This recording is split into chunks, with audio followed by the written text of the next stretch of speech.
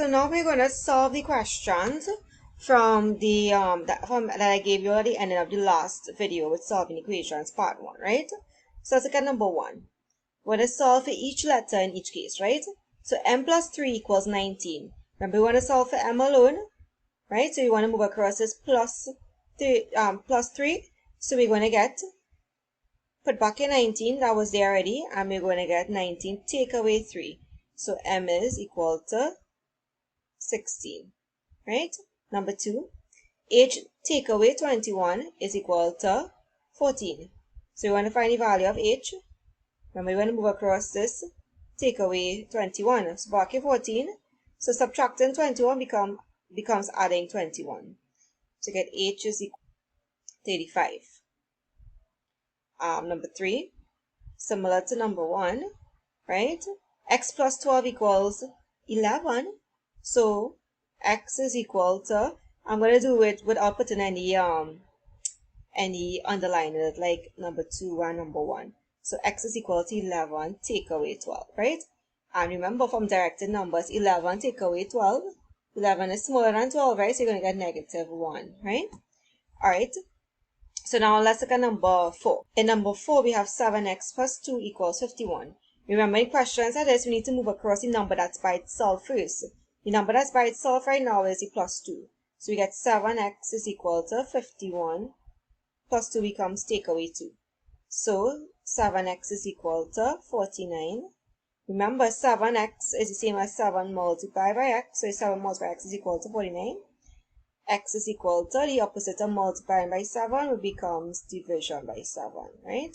So 49 divided by 7 is 7. That's my answer there. Number 5. So 5x is equal to 14 plus 2. Move across the number that was by itself, right?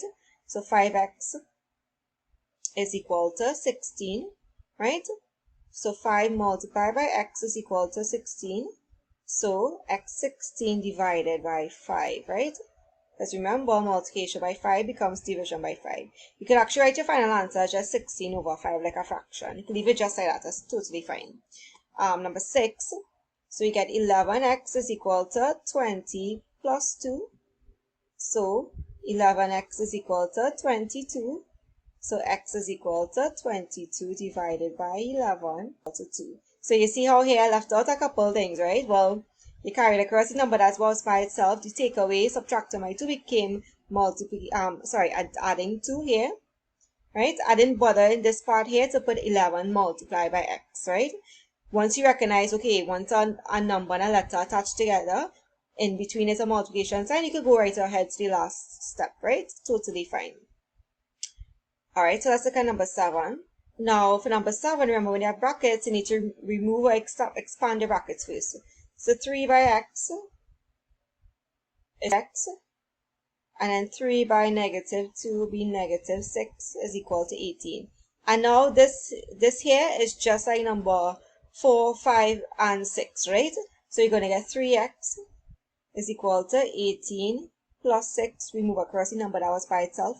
So 3x is equal to 24, and x is equal to 24 divided, right, which is 8.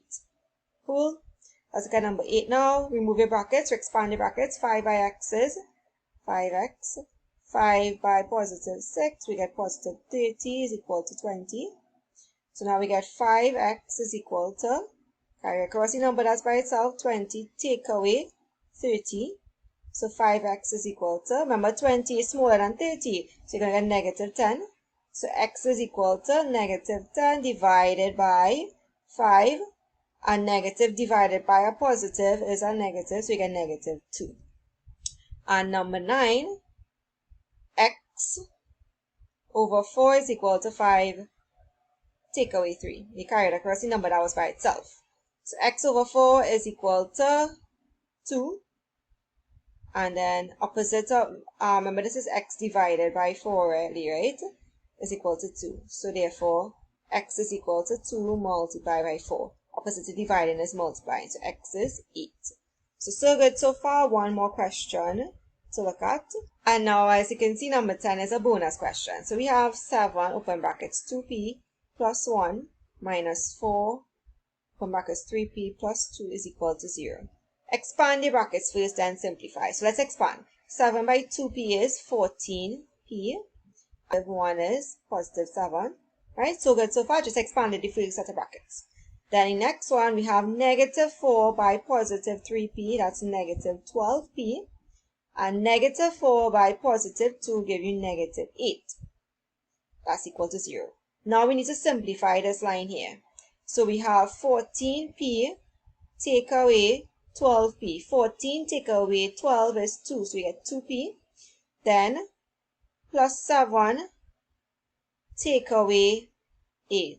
Smaller number take away a bigger number, you're going to get negative 1, right? Is equal to 0. From there, you know what to do.